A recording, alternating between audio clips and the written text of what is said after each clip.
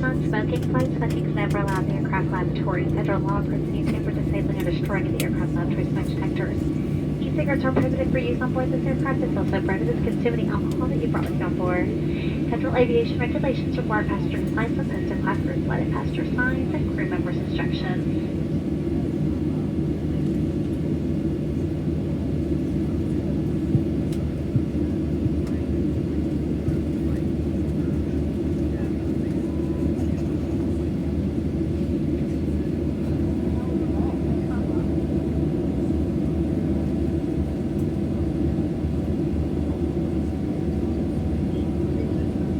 This aircraft is also equipped with 4 life rafts. We have 2 in the forward part of the aircraft and 2 at mid-cabin. Although we never anticipate changing our cabin pressure should one occur, 4 oxygen masks will drop in the compartment